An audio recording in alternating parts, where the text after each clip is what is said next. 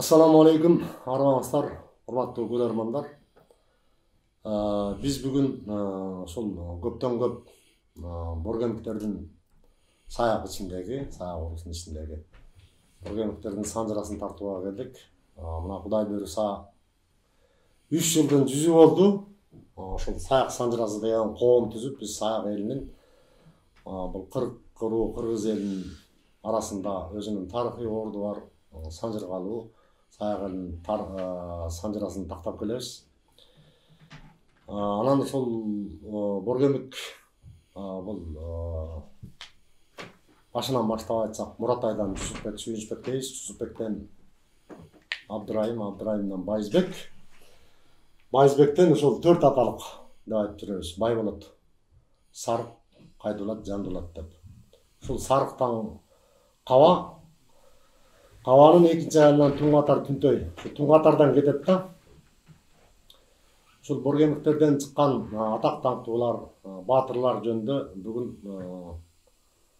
азын-аулақ кеп қалмақпыз. Біз сол боргемік елінің сұраусы бойынша бүгінгі көрсетуні даярдап жатабыз. Біздің бүгінгі студияға қонақтармен таныштырсақ, менің сол жағымда Байыш Тавалдиев ақсақалымыз сол боргеміктердің, сары боргеміктердің санжырасын мұнда қылып кітепче қылып жазып шығарған. Өзі сол Тоқтоғұл районынан Сарғамыс айылынан болып. Андан кейінгі ақсақалымыз Алтыбай Сүйерқұлов 80-ден асып қалған ақсақал. Бұл да аталардан, чоң аталардан ақсақалдардан ұққан санжырасын айтып берем деп келді. Бұл да толық айылының өкілі Тоқтоғұл районының. Андан кейінгі ақсақалымыз Бирлик Авасов. Бұл да толық айылының өкілі. Бұлар санжыра қызығып, құйма құлақ болып аталардан ұққанын мозек айтып келшеді. Бұл Байыш ақсақал бұл санжыра иліктеуші болып есептеледі. Өз ұрығының санжырасын мұнауынтып иліктеп келеді. Андан кейінгі Мұраталы Ғишықов, бұл саяқ елінің санжырасы, чоң санжырашысы деп айтсақ жаңылышпаймыз. Солт елінің да санжырасын жазған, ештек бейіз солт елінің санжырасы деп. Эми ушул кептин кезегин Мұраталы ағай сізден баштасақ, жана мен айтпадым ба? Сарықтан Қава депчи. Сол Қаванын екінші айынан Туңатар Түнтөйдө айтып жүрөбүз. Андан кийин ушу боргемик жерин айтсаңыз. Ошо экинчи айылы Туңатар Түнтөй, Туңатардын Түмөнбай Майрике деген эки баласы болгон. Түмөнбайдан болсо Козуке, Чөкө, Бегет, Назар, Арык деген 4 бала. Ошо Назардан бүгүнкү сөз болуп аткан боргемик уругундагы ошо Назардан тарайт да. Ошо Назардан Кашкадан Жансарыдан Назарбек болуп 4 бала таралат да. Чоң рахмат. Эми азыр ушул сөздү ошол Байыш Тавалдиев аксакалга берсек, сиз ошол эмне үчүн боргемик болуп калганын айтсаңыз дагы, анан ошол тигил Мұраталы байкебиз айтпадыбы? Назарбек жерин айтты туурабы? Назардын баласы Кашкадан Жаңкулудан Назарбек депчи. Жансары. Сиз ошол эмне үчүн боргемик аталып калган, анан ошондон да кийин ылдыйга карай таратып айтып койсоңуз. Мұраталы аксакал деп атабызды туура айтты. Туңатардан тарайбыз негизгиси. Ошол Назардан Кашкадан Жансарыдан Назарбек. Назарбектин 5 баласы болгон. Алтынбай эчесинен сөзүңүз каралжы. Ушул Назарбектен канча бала?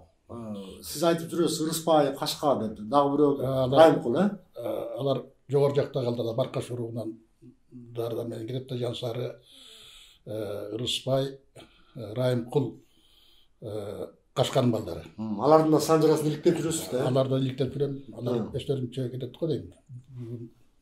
Жанагы сөзүңүз туула кылсамда. Кашкардан ылдый. Аны ошол Кашкадан жастарын айтайын. Райымкулдан Кожомкулдан маркаштар келет, Рысбайдан Мамал, андан да бир урук эл бар, Саркамыштын ичинде. Анан Кашканын баласы Жансарыдан Назарбек.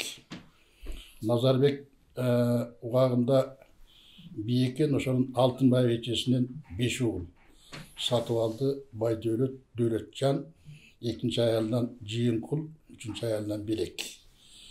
Азыр ошол Алтынбай эчелер экен, бул төркүндөрү Алакөз саяктардан экен. Алакөз кабадан, Тоң районунан, Тоңдон экен да, мен тайкелеримди таптым азыр.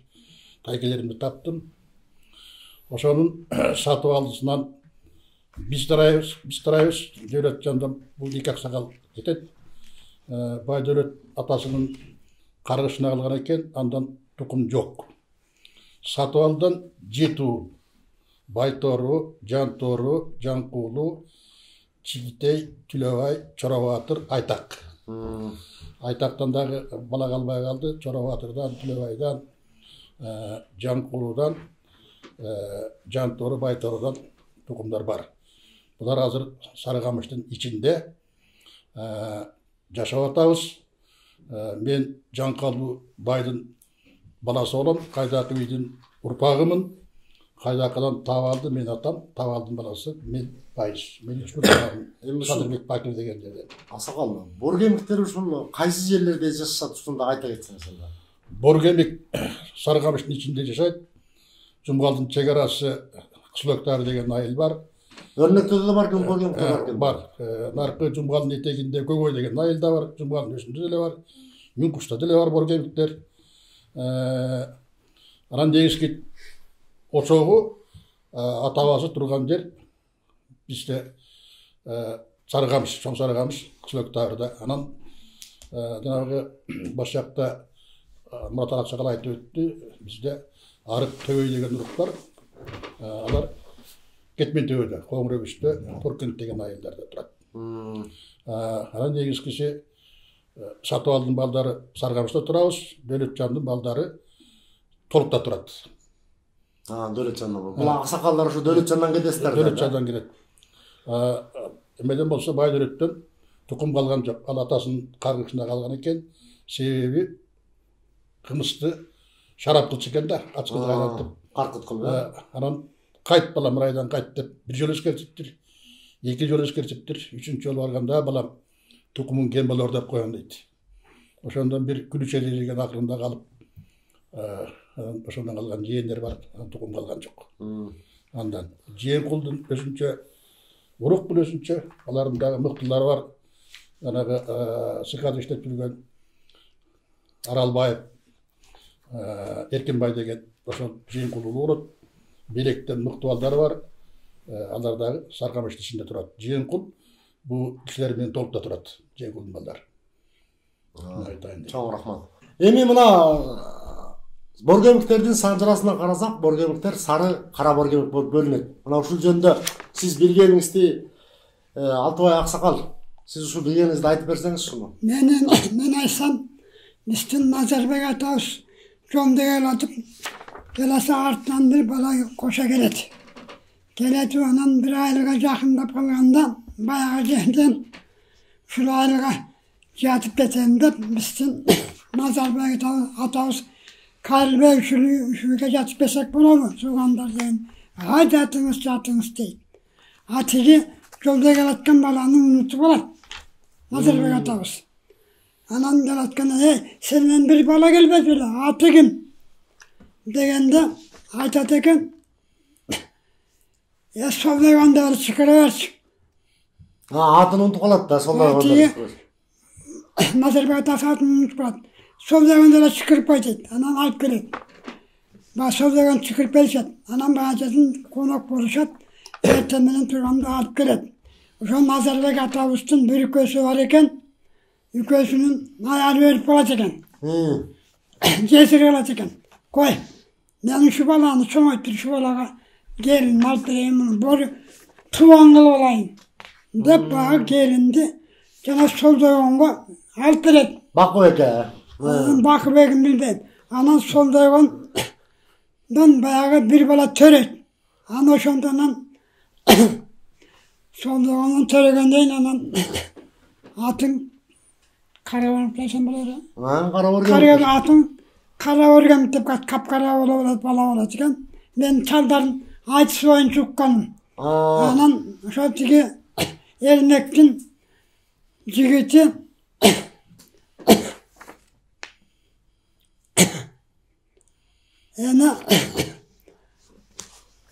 aytkаны боюнча Эрмек атабыз санжыраны билчү экен. Аны ошондон Ошондон жанагы Солдогойдун баласы кара боргем каталып кеткен турбайбы? Солдогойдун баласы жанагы Райымбек. Аты Райымбек.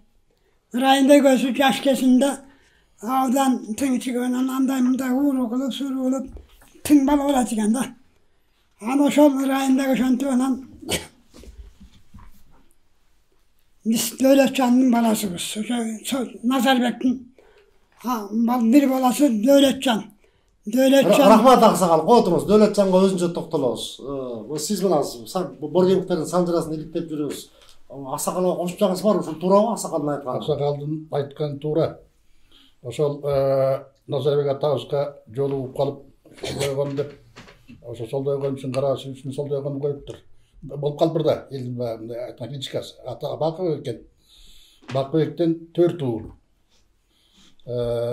Аташ, Жакаш, Арык, Карабатыр. Карабатыр. Эми аксакал дагы сизге суроо. Жанагы негизи боргемик деп аталып калган бул кимдин кайманаты болот? Боргемик эмне үчүн боргемик деп аталып калган? Назар атанын аты кайманаты боргемик экен. Себеби ал киши тактоо үчүн ошондо Назар атанын аты кайманаты боргемик. Назар атадан Кашка кетет. Кашкадан Жансары, Жансарыдан кайра Назарбек болуп кетет. Анан жанагы Солдогой Бакыбек ошо Назарбек атаны ичип келе атат. Тактоо иретинде туугандар. Келиңиз туулаңыз. Ошол төртөөнөн кара боргем таралып атат да. Аташтан Аташ, Жакаш, Арыктан Араңжан Кемпир Батыр деп, Карабатырдан кадимки Тайлактын жигити Кемпир Батыр. Ичке сайдагы туугандар Карабатырдан тарайт. Эмне үчүн боргемик деп аталып калган ушул суроого жооп берсеңиз? Боргемик деген нерсе бул аксакалдагы мага айткан мурун азыр кичинекей карыл калтырып коюптур. Өзү айтып бердилер, бул киши дагы мында бөлөктө аксакалдарды уккан. Бул кичинекей кезинде барыбыздын эле тай, торпок минип оңойбодукпу. Анан тезек терип, тарада жүрүп, торпоктон жыгылып, буту окуштап сынган экен. Сынып айыгып, мына ошо бут айыкпай өзү да чоң кишилер экен. Мурун аталары да чоң, Дарботосу да чоң.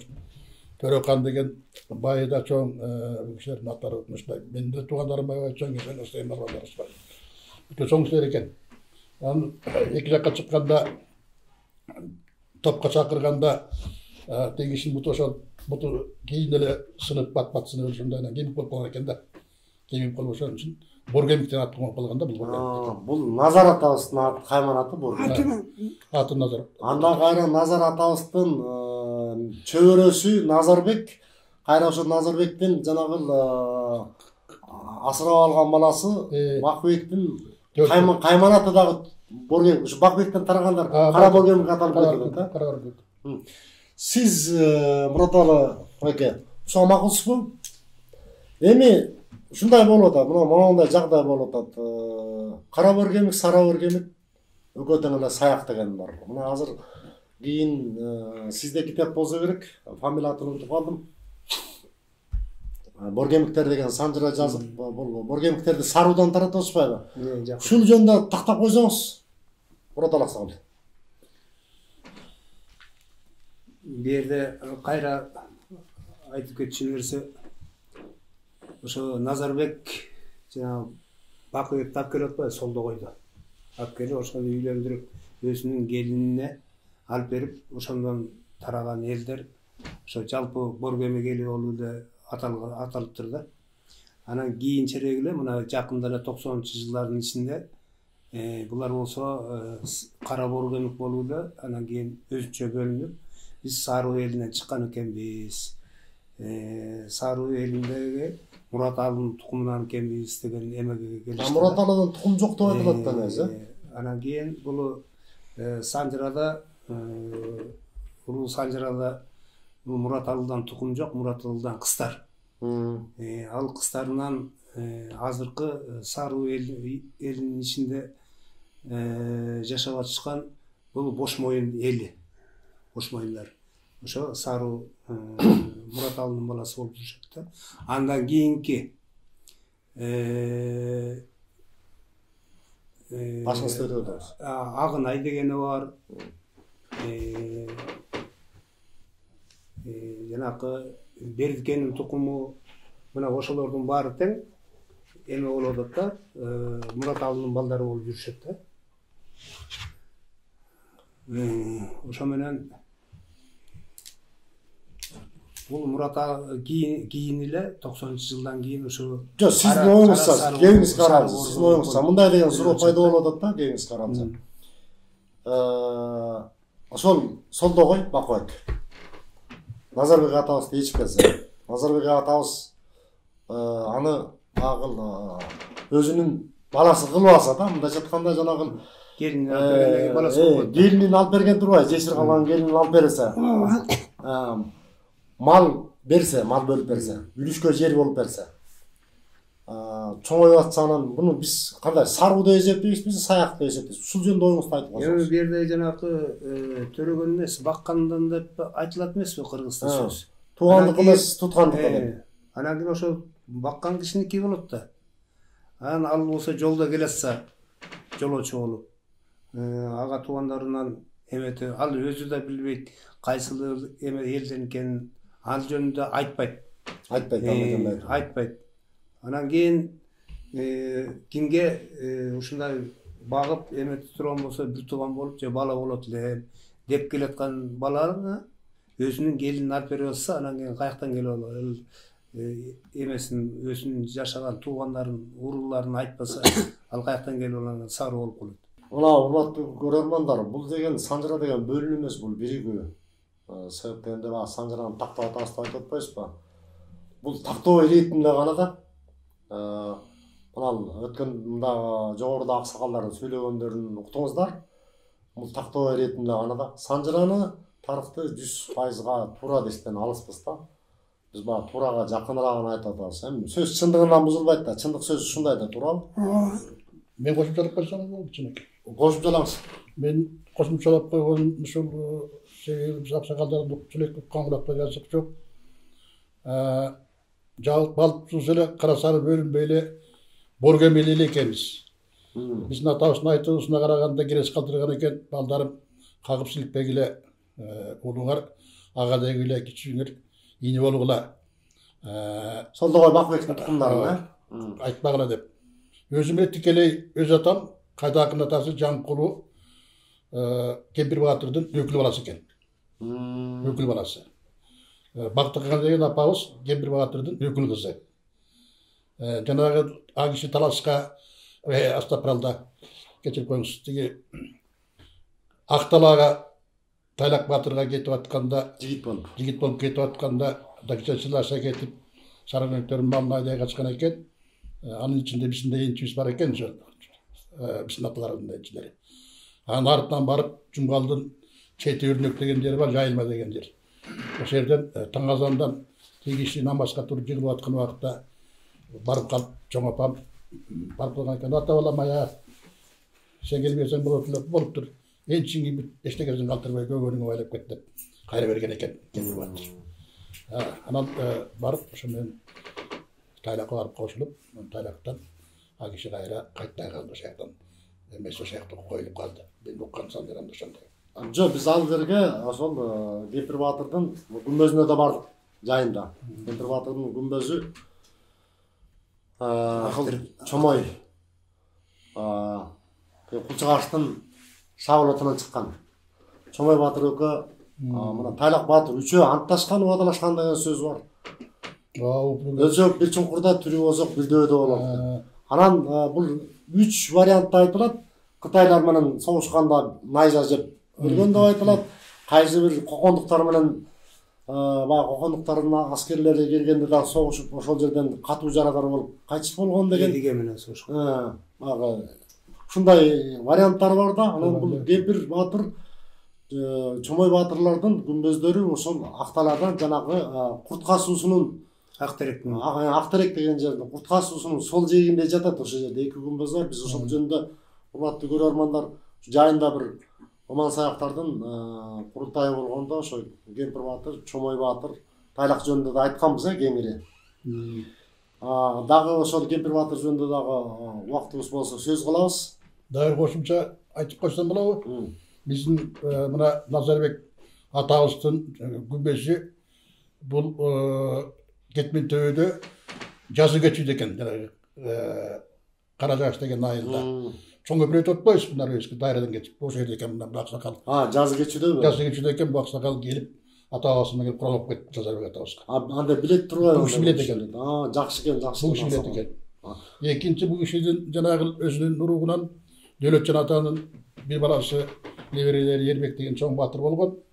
Азыр Эрмек баатыр жөнүндө айтып бере, сөз бересиз анда. Анан бул аксакал анда жакшы билет экен, өз аталарын жакшы билет да. Карысы барды, ырысы бар дейт ошол. Баягы куйма кулак болуп аталардан уккан немесесин жеткирсе жакшы эле да.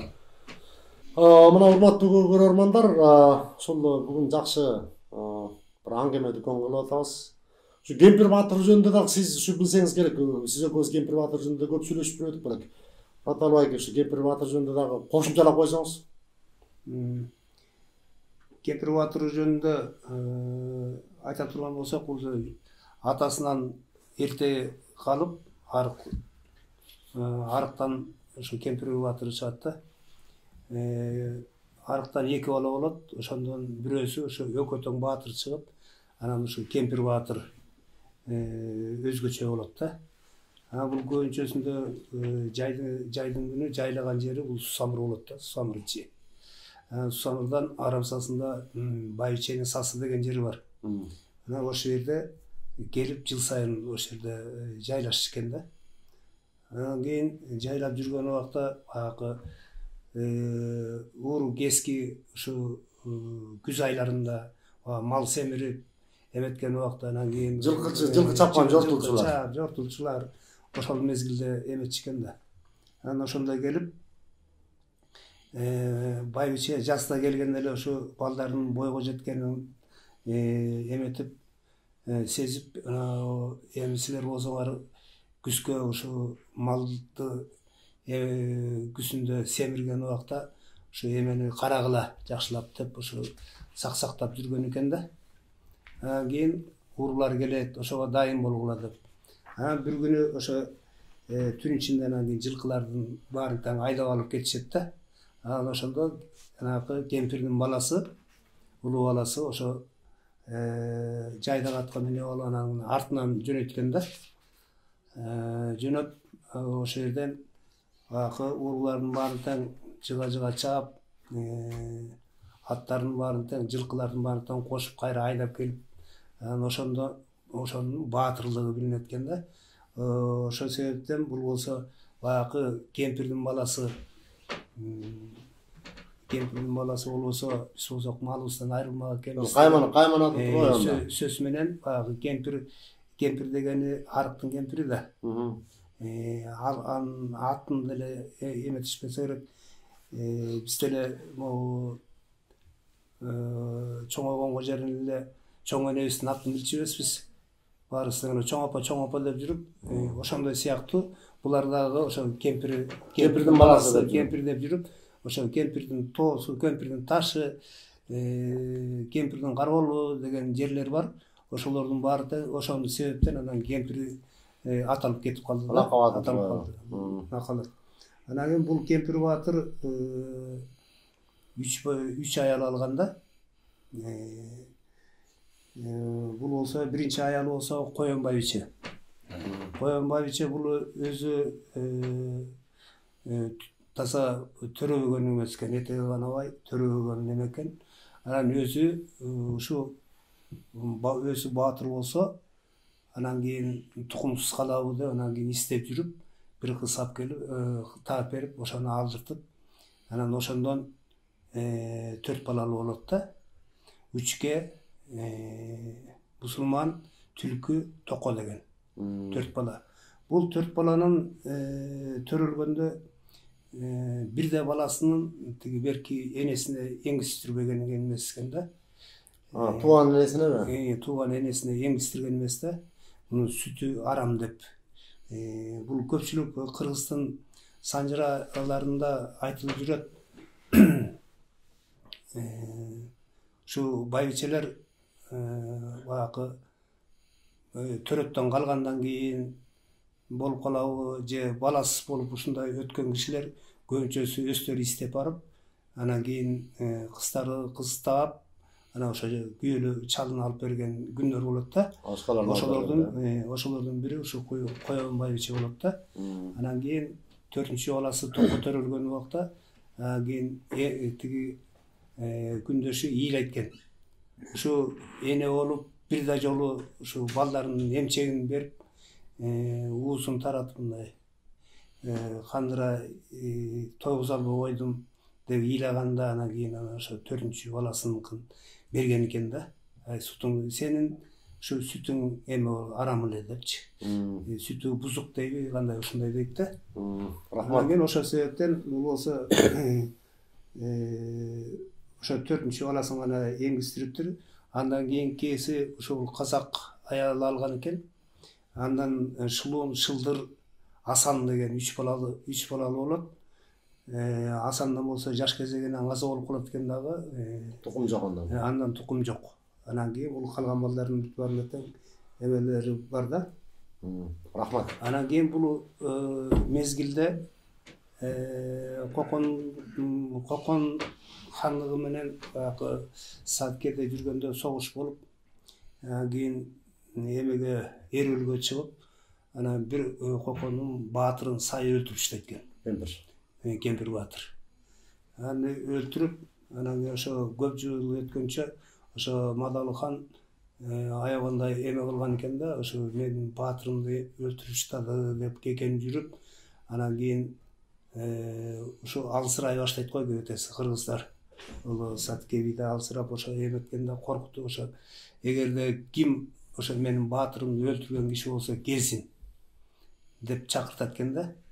Анан ошондой бул жанагы 6 баласы отуруп алып анан кийин эме кылат экен. Мен барам дешип, караганда сиз барганда аяктан өлтүрүп коебу? Өлтүрүп коет. Анан кийин андан көрөк мен барайын деп, анан кийин эң улуусу 3-ке деген баласы ошо барат экен да. Ошо мен кемпирим баатыр, мен өлтүргөн тиги эмен баатырым депчи. Колун менден алган да. Анан ошо барганда баягы сынамакка аны келип алып бир жер кастырып туруп, анан жерди өзүнүн боюндай кылып кастырган экен да.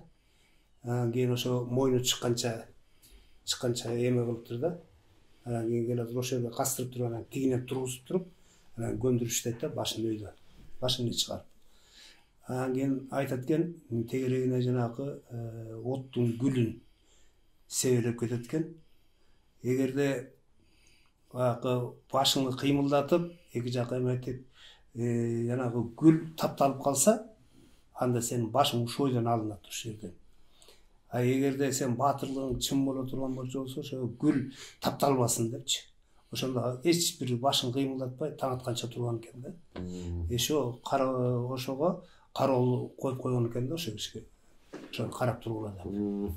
Анан кийин ошо менен 1 жыл турасың, 1 жылдан кийин анан кийин сени кой берем деп хан айтат экен да. Ама эртеси күнү келип жанагы карап, эч жери келип туруп тапталбай турганын эметкенден кийин касып чыгарып, жуунуп тазаланып туруп, анан кийин ошо 1 жыл жүргөндөн кийин анан кийин ханга кирип айтат экен, ошо сиз айттыңыз эле, айткан сөзүңүз бар эле, 1 жылдан кийин кетесиң деген. Эми мени болсо айылга жибер, мен элиме кетейин деген кезде Мадал болсо бергиси келбейт да. Баягы Кокондун хандын жанагы аскерлерине миңбашы же бир ушундай эме кылганга ойлонгон экен да. миңбашы кылып, аскер башкартканга. Жокер кылып алмак турбайбызбы? Жокер кылып алам деп ошондой кылып ойлоп тур, бирок хандын сөзү бир эле сөз да. Анан кийин сиз 1 жыл дедиңиз, мына 1 жыл болду деп эметкенде мейли эми деп анан кийин ошондон кое берет. Сөзүнөн карап сөзүнөн эметпей. Анан келип кийин бул Тайлакка бул Сатыке Баатыр, Сатыке би чабылып жок болгондон кийин бул Чомой Баатыр, Кемпир Баатыр бул Тайлак Баатырга каршы анан кийин ошол жерден Тайлактын жигиттери болуп жүрүшөт да. Атантай Тайлакта. Ошол. Рахмат. Ошол Сары Боркемиктен Назарбек атанын бир уулу Дөөлөтжан, Ошо Дөөлөтжандан Барак, Бапа, Нарбото, Сарке, Боку, Бекбото деп айтып атпайсызбы? Ошо Дөөлөтжандан таратып айтып берсеңиз бирлик асыга. Сөз кеп кезеги сизде. Назар чоң атанын бир баласы Сары Боркемиктерден. Бир баласы бул Дөөлөтжан. Дөөлөтжандын 5 баласы болгон, 5 баласы Толук айылында жайгашкан. Толук айылында жайгашып, ушул жерде жашап, азыркы бүгүнкү күнгө чейин ошонун урпактары ушул айылда жашашат. Дөөлөтжандан тарагандын баары Толук айылында турган да. Толук айылда турат. Булардын эң улусу Барак. Барактан 2 бала болгон. Барактын улуу баласы Төрөгелди, кичүү Шадыкан. Төрөгелдиси 27 жашында дүйнөдөн кайткан. Ал эми экинчи баласы Шадыкан өтө бай киши болгон. Азыр Шадыкандын балдары бүт бойдон ушул биздин айылда жашашат. Эми алардын ар бирин бирден тере отуруп кереги жок. Жок, жаган кереги жок. Башлаган. Экинчи баласы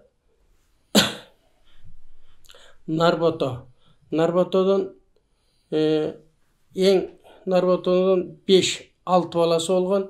Бул мына Эрмек чоң атада ушу Нарботонун баласы болгон. Эрмек Баатыр, Эрмек Баатыр ушу Нарботонун бир баласы болгон.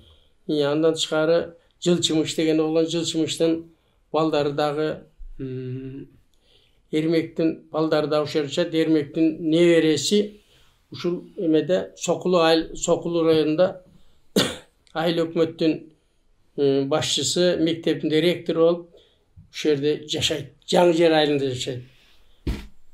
Үчүнчү баласы Бакен деген болгон. Бакенден Казак деген бир баласы болгон. Ал Казактан бала жок. Бала калган жок. Казак аксакал өзү өтүп кетти. Андан кийинкиси Боку. Бокудан Мейманбек, анан дагы Белек деген аксакалдар болгон. Булардын неберелери жашайт азыр бар ушу бүгүнкү күндө. Анан эмеси Бакыстан болсо балдар бар. Анын балдары Койчу, Айсенкул дегендер болгон. Алардын балдары дагы жашашат ушул биз Толук айылында. Ушундар негизинен ал эми Дөөлөтжан чоң ата бир жортулдан келатып ушул жака жолтуруп, анан кийин колуна эшеге тийбей, анан бир эмеде булакта суу алып отурган бир тестер кыз менен бир кичинекей баланы алып баса беришет. Алып баса берип келгенден кийин эң улуу балам сенсиң деп Баракка эмесин берет. Кызын берет.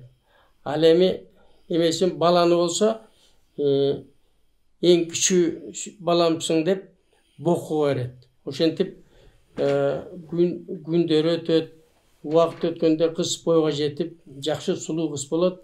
Анан кыз болсо боюнда болуп калып, кандай болуп калганын билбей, анан Барак чоң ата, жок, бул мага никах кыйгыла, бул менден деп өзү ошол кызга никах кыйдырып, андан Бекбото Токо деген төрөлөт.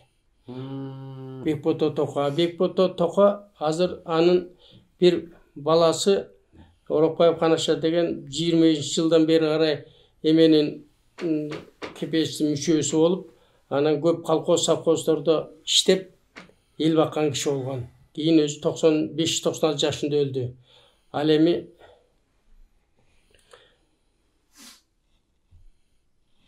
ушундай болгон. Улак сакал.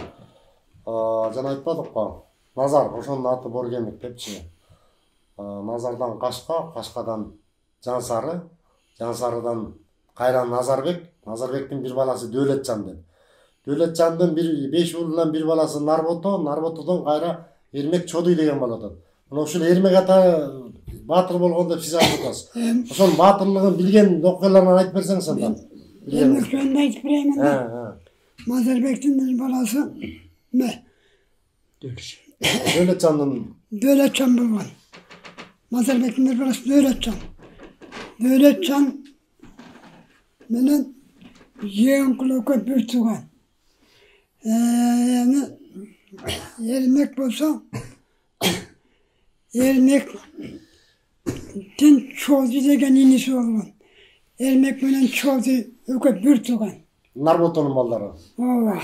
Ана Чодуй аягы Эрмектин бир баласы Жылчымыш. Жылчымыштан Өмүркул, Мурсакул, Сөөркул, Кенжакул деген 4 бала болгон. Бул Эрмек баатыр хантип болду. Анан жанагы Баатырлыгын айтсаңыз аксакал, ошо Эрмектин баатырлыгын айтсаңыз кандай эрдиктерди көрсөткөн? Эрмектин баатырлыгы бу биздин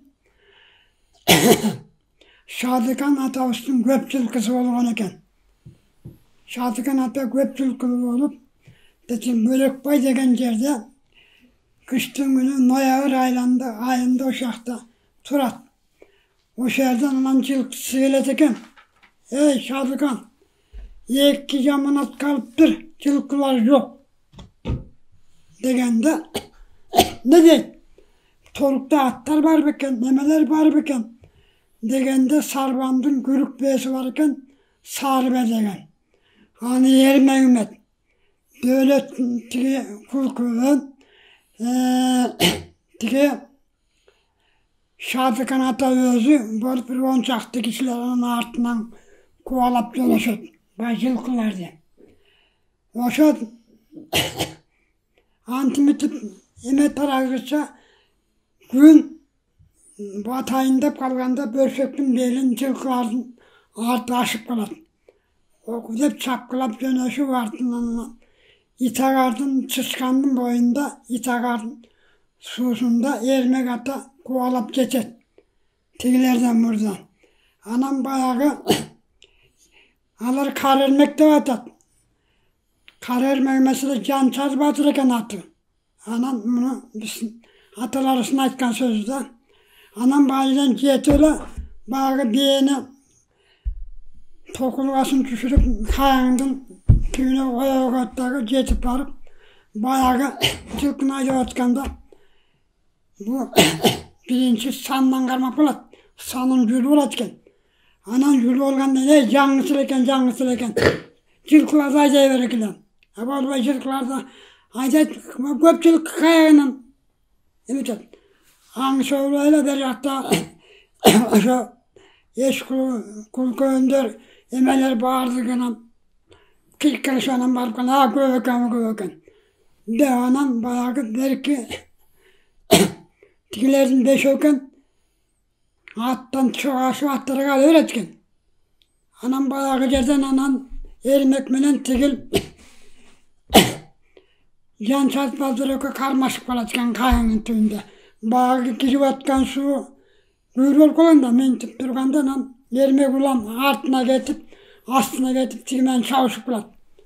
Ошол жерден анан баягы Жанчар Эрмекти чапканда колу кубана түшөт экен. Таң кайран жигитти. Өлтүрүп койдум ошо эте. Деп анан Эрмектин ачысы келип кетип, кайыңдын бутагын жүрүп алып чапканда, мүнтө бергенде арткы эрди талкалай чап, кuyruğunun bir jagı şıpırılıp düşüp kalat. Anam suğa çıkacak kulap. Anam bayağı Jançardın ağır suğa çıkından ağır gitti de kaçıp. O şumanın çılkı kayırlı onun bir yakasın толуктуу карай качат. Качкандан таңга жук болгондо белге түшөт, бөлчөктүн белге коесуң, сартлашып турат мыяктан. Ошон жылкынын тунолору чыгып болот экен. Тыргоот деген казак төлгөчү бар экен. Толуктай улап төлгө тарттырса, айтат экен. Жылкы эрмек кайрып келатат. Эрмектин башына кылыч тийсе керек. Эрмектин кабагы салыңкы. Түрөңөрдүн дайырлай бергиле дейт. Канча жылкынын туумасы чыгат. Ошол жеринде таң агарайын деп калганда баары сарбандын сары бээси ошол жерден жан берет. Ошентип минтип караса эрмектин башынан кан жая берген, коюнуна кан толгон. Ошондо Шадыкан атабыз өзүлүк менен жерге албай эле болбойт дегенде кайра эрмек айтыптыр. Эмне болуп атасың? Мына кайтардык бул жылкыны. Ана ошол жылкынын кuyruğun geçkile dağı kuyruğu tutup benim başıma yapkıla. Benim boynuma kan tolup gitti. Deyteken. O şantoğun elmektin başına bakıldı. Yağışıp uygulayıp yağışının elmek alıp yatıp kalgan eken. O şeyden itagardın suzunda bizim elmek atabız o şeyden жылкыны kayırıp gelgen. Elmektin bir batırlığı o şey. Жақсы екен, рахмат. Elmek batır o şantoğundan bu rayındaki Elmektin 15'e yakın жылкысы olat eken. Rayındaki anan kaydakı menen börek bayda teki başındaki göçürüyüp anan Elmektin eki yakın tuğanı getiriyorsun. Elmek dösün bilem. Dep rayındaki jantaga jamlı olganda jantaga başı anan Elmek'e kılayında Elmektin жылкысынан өтөтө кызыл кайтап киргизип ет. 15 бесин. Таң отурайын. Кул. Мени бул бир айнек жаза турбай. Кой. Жүрүндө Эрмектин калмактан калган бир батыры бар экен, батыр жигит экен. Туугандарын чогултуп алып, 10 чакты киши анан мазар ташка барышат Эрмектин жашаган жерине. Koy. Danan Rayındaki jantayga yürüt de, yerine uşunday kıldı. Yerine uşuntip benim жылкыларını bütte jaka çıgarıydı. Gelip tonap uşunday kıldı çıkıldı. Koy. Devanan jantay şaptan menen baytıkты çıkırat eken. Şaptan baytık barıp dedi ki hemen çırını açıp gel. Dedi kanbay degen Ketmen töğünün çoğu var. O şey elmege teң tutur. Elmege o şoka camını alırsan jasap düşse gerek. Dep şaptan menen baytık anan mazar taşka gelet janan porunun susuna. Yen jatıp alışat. Şaptan menen baytık anan ırayın dikanbaga kişi öyle susamırga. Dava elmegin alavarsın. Üşüntüp Rayındaki tonap şunda iş kırıptır. Alganday batır eken. Devanan bayağı yerden dikan bayanan Elmek'e ayttı. Elmek şunda şaptan baytık ettir. Senin жылкının tek ayda yürgen yönde. Oşan çet eken. Yürü. Baralık. Devanan dikan bay Elmek'ti bir yaktan erişti onan. Bari onan korumlu susuna varıp kalışat. Anan şaptan menen baytığınan peki Elmekti tanıbaydı eken baytık menen şaptan. Anan Dikanbay Elmek'in ala geldin mi?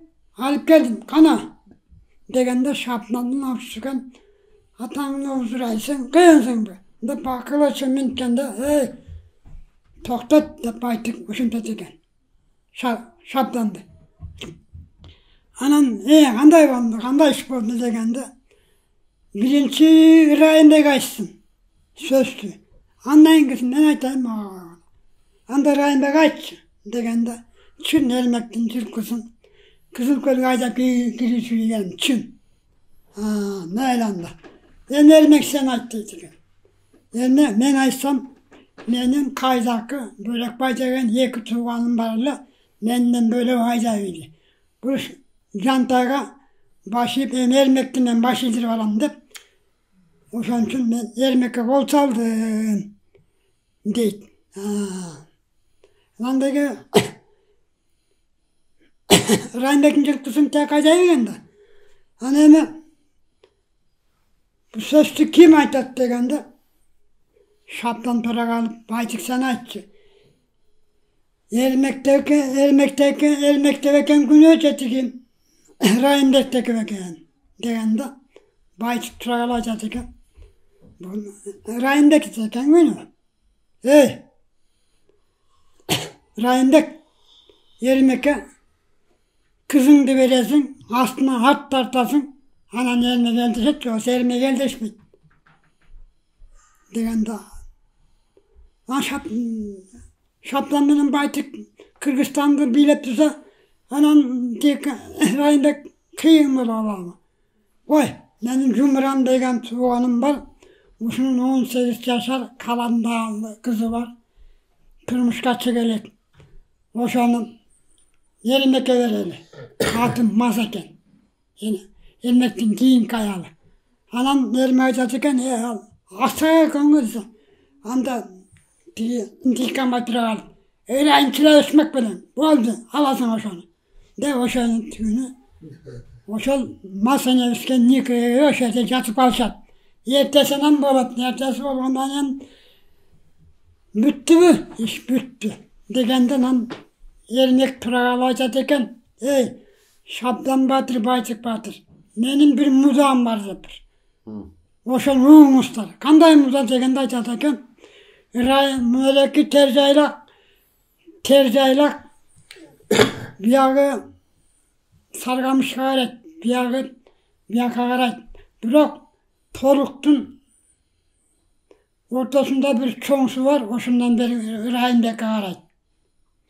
Ne aytattırgan sebebim yerindeki oşo tigil yemeni tercaylaktın marjağın yerindeki veresin. Men yerindeki tetireki Caman Bay ben degenden başlayıp açık aile var, büt yerindeki verim. Men yerindeki Aktan degen tam saldırıp bergen oşo tetireki toğun aydın boyunda çoğunsunun boyunda yerine koşuyorsa tam da yaşayın. Şunu beresin bir ayın bekleyecek. Şaplan benim baytık. Beleğin asla kaldı.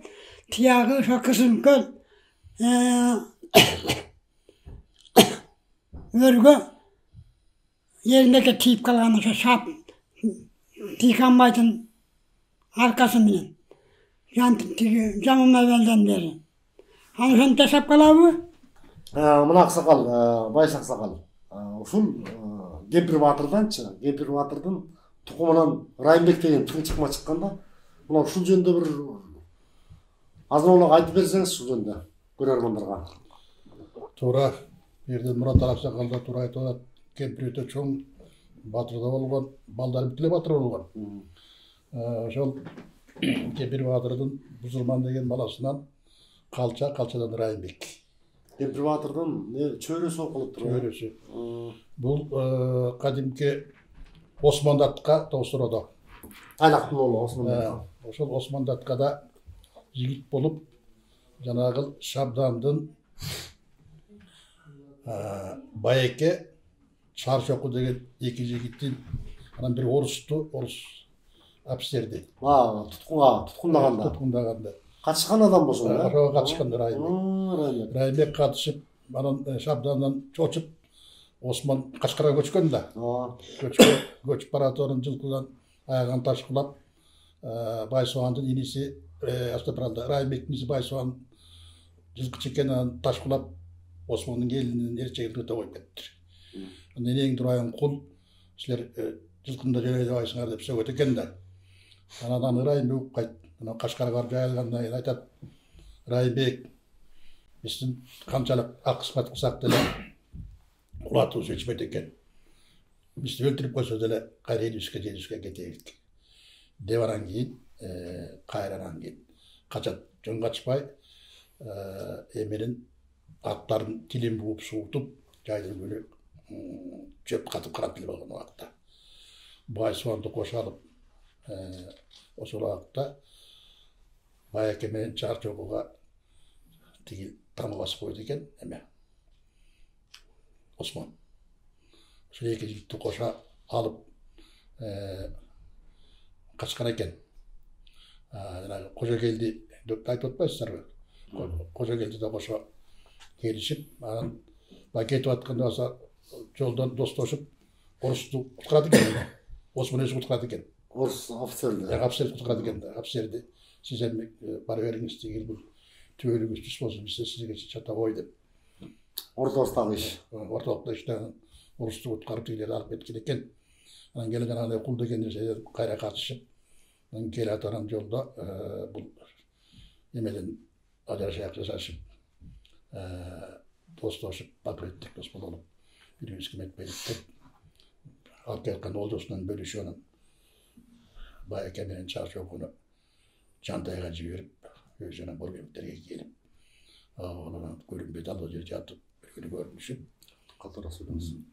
Bir yerden görünüyor ona Raybek dururken ölbeptir. Dep ulat da. Kapıray dep bir tangarışan baran görüp da kendimde tecrübemde kılıp onu kılmışlar. Onda Osman'da tane içip ketkendi dayıs bolup ketken o da. Dayıs bolup ketken de. Oşa menen tiyi ketken Bayak eminin çarçoku jön baravı. Şabdanga aytıp bargan ekenme Jantayga. Uşintip biskiratsak joldan borgemik karakçı, Raybek karakçı çıkıp işte karakta alıp gitti. Osman'dın Karakulak gülügün koşa apkelattı gelek. Tegil bulup şunu alıp gitti. Dep kalpaydı eken. Aytkandaydan anı kapıraya. Şundaydagı kişi katmeket. Kim buldu onun o kaçık evatır Bayzak Batır'ga izle saldırat. Жоқ, алда вақытта қачыққа батыр өтіп кеткен Байзақ батыр. Bayzak Batır'ga. Байзақ болған. Oşun men taap bergile, Raybek taap bergile. Bir yaktan Dikanbayga işte saldırat. Gitmen tövbe. Өтмен төден. Hanga Osman Batır özü gelip kaldı eken. Tostoraga. Lan jarağında ölçü var da. Oşa men tuşturattan istep kalat bu demeni. Bizde var kaçtı Raybek'te. Raybek anan janaylası tiyaka gitmen tövbe bir kere kaçıp Şigirat degende bağır deyitler var eken tınçılar. Narağan yayına çeyin getip kalıp oşandip Osman'a karmatpay bar kutla turgan ememiz eken. Anda da ortada bir kızı var, ana aytpayla koyup keyin vaqt asfal otat. Anan oşa menen Raybek Sargamış'ta жүрüp kutlar aylasın bilbey karat.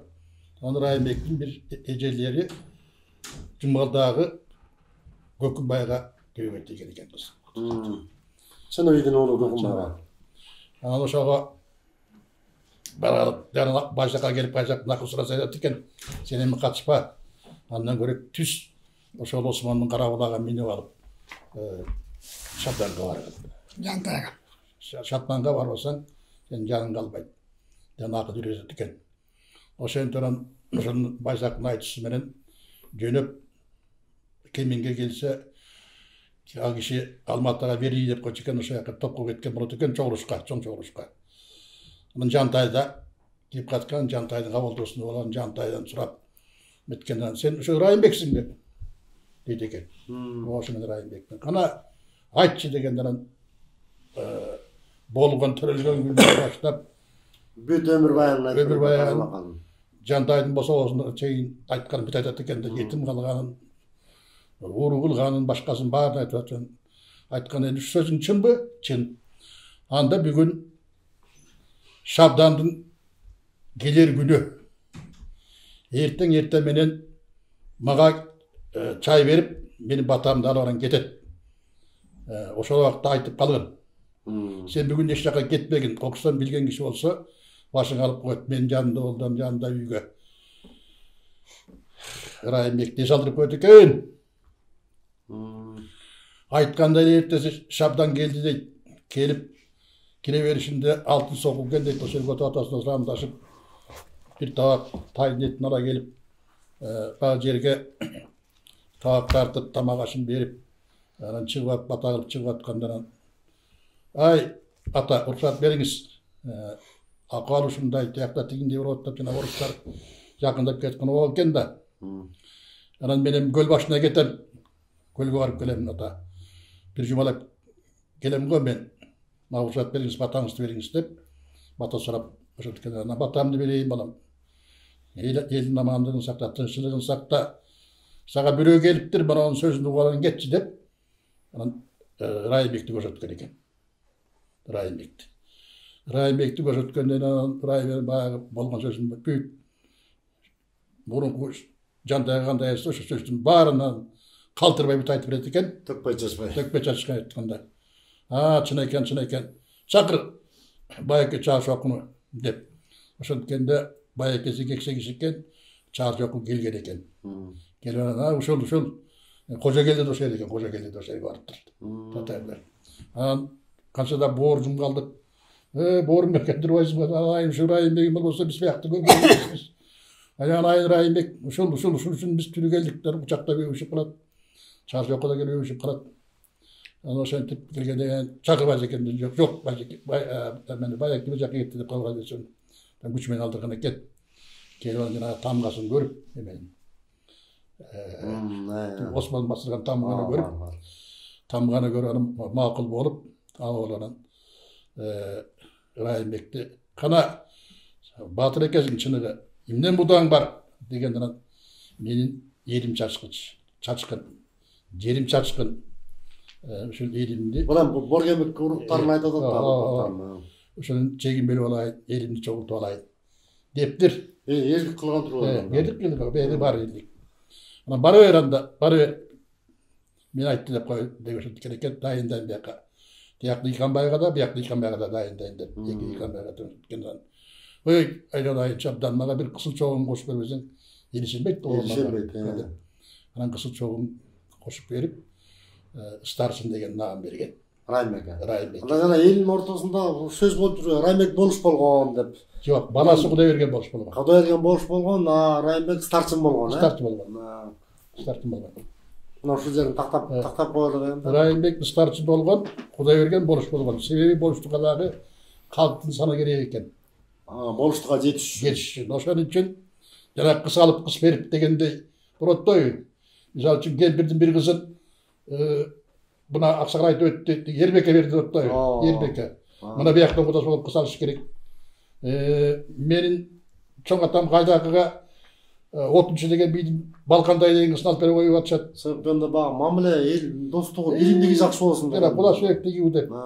Ошентип анан билигип келип, анан Кудайберген болуш болду. Ол Райымбектин уулу Кудайберген болуш болду да. Кудайберген болуш болду. Райымбек старшын болду. Болду. Анан Райымбектин ашын тез аракта берип, жана аксакал жанагы сиздин атаңыз Бекназарды сайган. Ерназар сайган. Ерназар.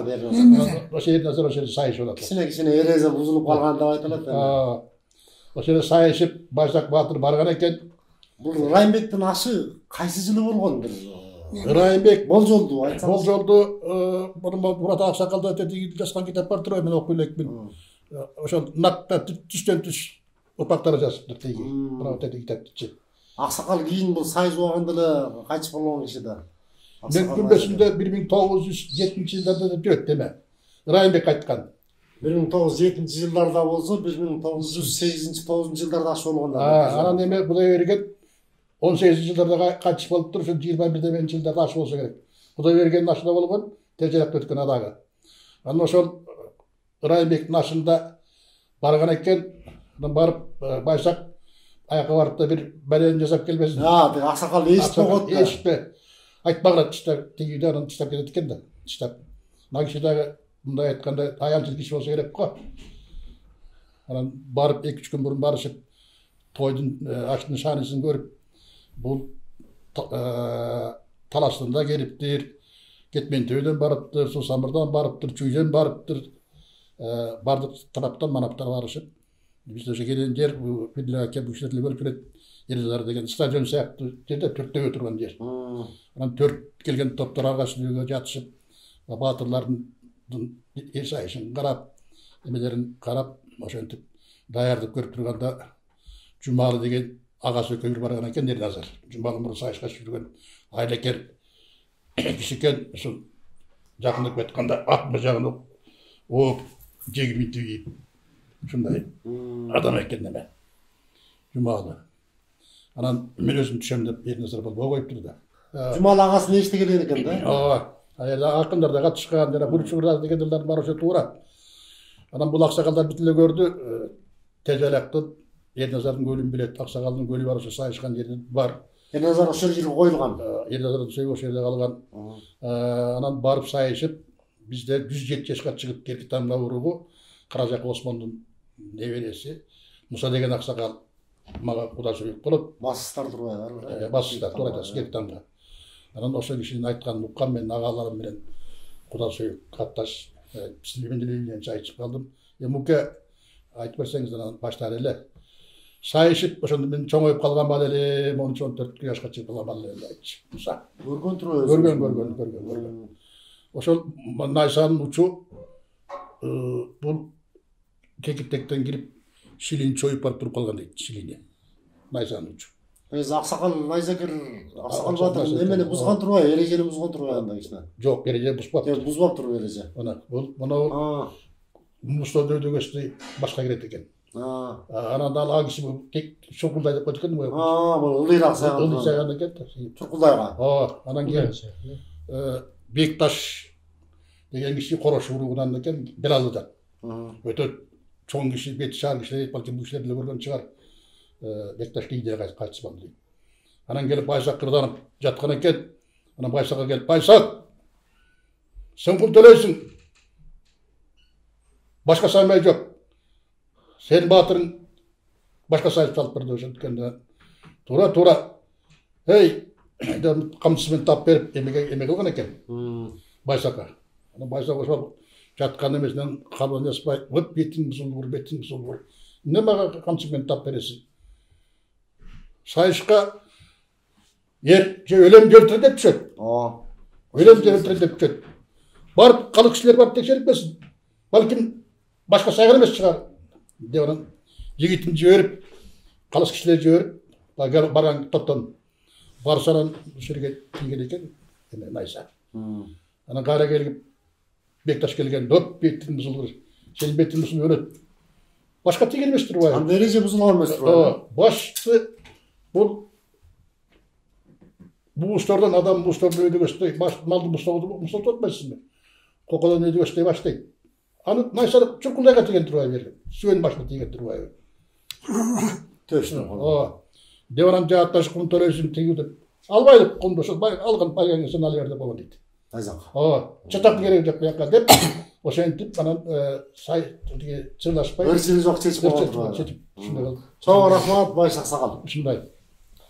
Мына урматтуу көрөрмандар, ошол биздин ошол 1 саатка жакын ошол аксакалдар менен бир жакшы кепти айттык. Баягы болбой эле аттың деп айтабыз. Биздин форматыбыз ушундай, көп нерселер айтылбай калды. Жакшы билген кептериңиздерден айтып бердиңиздер. Урматтуу аксакалдар, Байыш аксакал, Алтыбай аксакал, Бирлик аксакал, Мураталы эке бүгүн ошол азын олок болсо дагы ошол Боргемиктен чыккан дактуу баатырларды эл үчүн кызмат кылган адамдарды айтты өтө окшойт. Ошол багыл кыргызда сөз бар, өлгөндөр даңкталмайын, тирүүлөр бакталбайт деген. Ошо ата тегибизди, өзүбүздүн ким экенибизди унутпай жүрсөк, кыргыз ошол кылымды карыткан байыркы эл, каада салтыбыз, үрп адатыбыз, салт санаабыз терең. Биздин ошол салтыбыз бар да, салт санаа, үрп адатыбыз бар да, ушундай санжыр айткан, салт айткан, ата бабадан калган накты айткан аксакалдар аман эсен болуңуздар.